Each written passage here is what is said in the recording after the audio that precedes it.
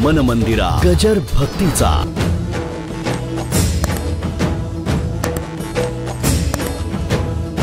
गोवर्धन.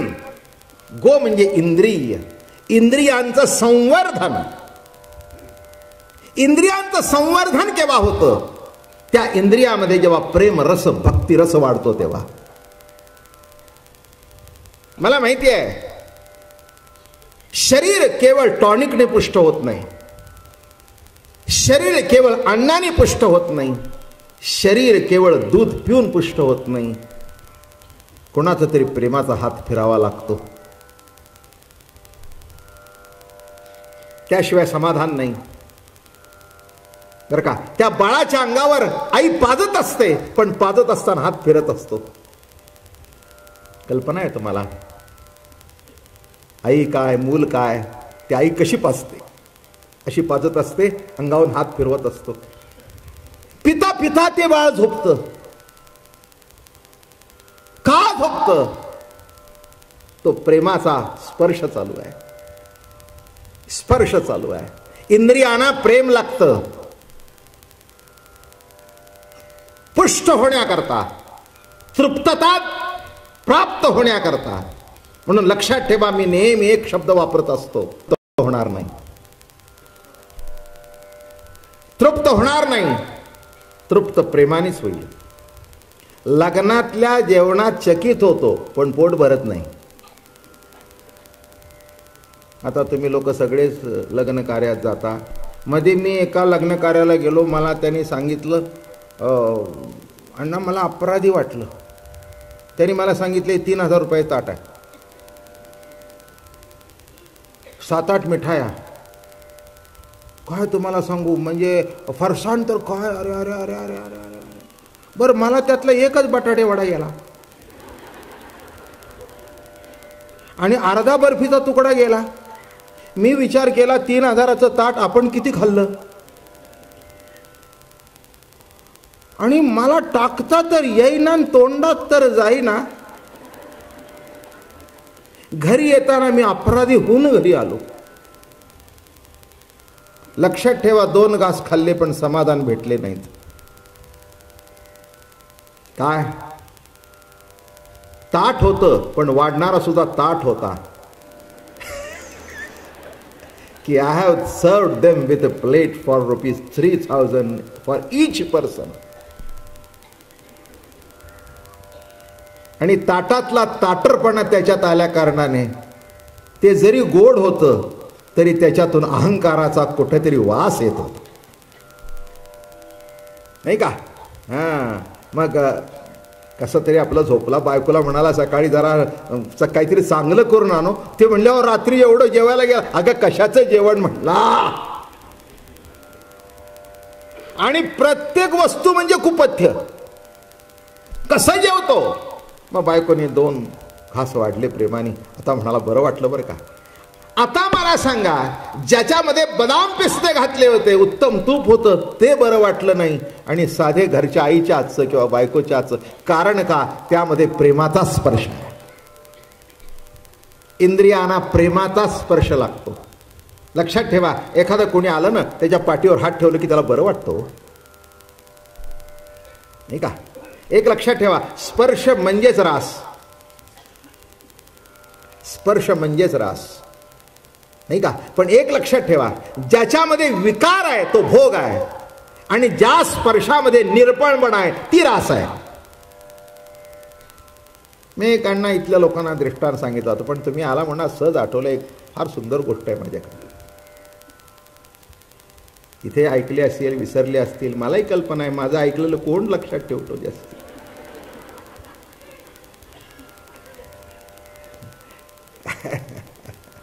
हो, पुष्कळाला मीच काय सांगितलं ते माझ्याच लक्षात राहत नाही, तर तुमच्या तरी कुठून राहणार? तेव्हा मी काही तुम्हाला दोष देतो अशातला काही भाग नाही आहे. स्पर्श रास सांगतो. मुंबईच्या रस्त्यावर हे भिकारी उभे राहतात बघा. फार फार अतिशय सुंदर गोष्ट आहे, मला अतिशय आवडते. भिकारी उभा राहतो, असे हात पसरून उभे राहतात. आता तो भाड्याचा आहे का नोकरीचा आहे हे मला चिकित्सा करायची नाही, पण भिकारी उभे राहतात, त्यांना देऊ का न द्यावं हे चिकित्सा मी करत नाही, माझा प्रश्न येत नाही, माझ्या गोष्टीपुरता माझा प्रश्न आहे. आणि तो असा उभा होता. त्या भिकाऱ्यांचं सुद्धा मस्त मजा असते बरं का. तुम्ही असा केला की त्याला कटतं गिरायक आहे, आणि तुम्ही त्याच्याकडे दुर्लक्ष केलं ना की ते निघून जातं. तेव्हा एक मनुष्य असा त्याच्या अंगावरून चालला होता, त्याला वाटलं याला काहीतरी द्यावं, म्हणून त्यांनी काय केलं, बॅक पॉकेटला हात घातला. आणि बॅक पॉकेटला हात घातल्यानंतर त्याला जाणवलं की आपल्या खिशात पाकिटच नाही, घरी राहिलं आपलं पाकिट. आणि शेवटी काय असतं, कोणत्याही माणसाला आशेला लावणं आणि मग त्याचा विरस करणं बरं नसतं. मग तो असा हात घातलेला, त्याला असं वाटलं हे काही बरंचभर झालं नाही. एक भिकारी आहे रस्त्याचा, आपल्याकडे किती आशेने बघतोय, आणि आपण खिशात हात घातला आणि त्याला देऊ शकत नाही. पुढे काय केलं माहिती आहे त्यांनी, तो जवळ गेला आणि त्याचे हात हातात घेतला त्याने. आणि सज्जन होता तो माणूस. म्हणे माफ कर रे मला, मी तुला उगीचच आशेला लावला, अंगावून गेलो असतो तर बरं झालं असतं, पण मी तुला आशेला लावला खिशात हात घालून. मी उद्या येईन ना तेव्हा खरंच मी तुला, जो काही मी तुला थांबवलं, तुझी निराशा, 10 रुपयाची नोट ठेवीन. पुढचं ऐका. त्या भिकारीने हातात हात घेतले,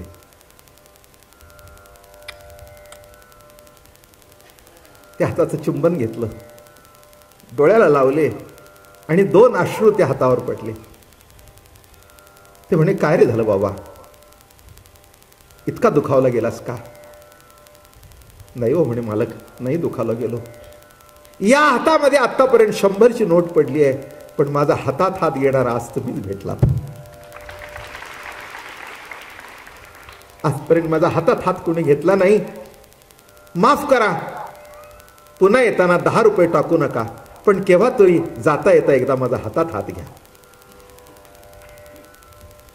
एवढंच सांगायचंय मंडळी. आई वडील मित्र सखे वस्तू देऊ नका, पण जाता येता एक प्रेमाचा हातात हात घ्या. पुष्कळ झालं, पुष्कळ, काही गरज नाही आहे. वस्तू कुणाला पुरत नाही. कृष्ण का लोकप्रिय झाला, त्यांनी प्रत्येकाच्या हातात हात घेतले, एका ताटात जेवले, आपल्या हाताने त्याला भरवलं आणि त्याच्या हाताने उष्ट त्याचं आपण खाल्लं, म्हणून कृष्ण लोकप्रिय झाला. किती वर्म आहे याच्यामध्ये. गवळी आमची ताक पिरे काय पोरे चांगली. तुम्हाला काय वाटतं, रास काही त्या गवळणींच्या बरोबर झालं? मुखा माझी मुख घाली तो देव. बर का, अहो काय तुम्हाला सांगू, त्या गोकुळ चरित्रातलं काही काही भाग मला असा आवडतो. गवळी आमची ताक पिरे काय पोरे चांगली. ताक पिरे म्हणजे ताक पिणारी पोरं. आता त्यांच्या अंगाला वास कसा, अलीकडे ह्या लोकांना कळणार नाही. पूर्वीच्या काळी, जुन्या काळामध्ये जेव्हा दूध दुभतं घरात असायचं, मोठं कुटुंब, 3-4 भाऊ, मग एक बाई त्यातली त्या लोण्यावरच असायची. मग ते लोणी घुसळताना की नाही ताक काढताना ते सबंध त्या लुगड्यावर ओढायचं, आणि ते वास सुद्धा त्या लुगड्याचा. पूर्वीच्या काळात त्या बायकांची लुगडी सुद्धा ते काही दिवसातून 3-3 बदलत होत्या काय.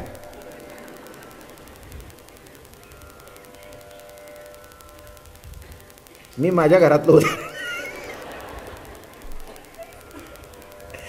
मी माझ्या घरातलं उदाहरण सांगतो. माझी आई, माझी चुलती, माझी आजी वर्षाला, आणि तुम्हाला एक जुन्या कल्पना असेल, 2 लुगडी बायकाने घ्यायची, 3रं फाटलं तर असायचं. आणि लग्नाला जाण्याकरता 1 किंवा 2 लुगडी, प्रत्येक लग्नाला निरनिराळं नाही. हे नेसलेलं बघितलं तर काय इन्सल्ट, पोझिशन डाऊन. काय ग, मागच्या लग्नात त्या ह्याच लग्न होतं, परिस्थिती डाऊन झालेली दिसते, खलास काय आता. आणि आमच्या आईला असं कधी डाऊन झालेलं कोणी बोललंच नाही. मी म्हटलं अगं आई तुझी 2 लुगडी. अरे म्हणले बाबा तुला कसं कळत नाही, आपल्या घरात 2-3 आहेत ना, बाहेर जाताना 1-2 जरीचं असलं म्हणजे जरा घरात नेसायचं नाही, ते बाहेर नेसायचं. काळ पालटला, काल पालटला. बायकांना तुम्ही बाहेर न येता नुसतं लुगडी बदलायला जरी ठेवलं तरी ते आनंद मानतील.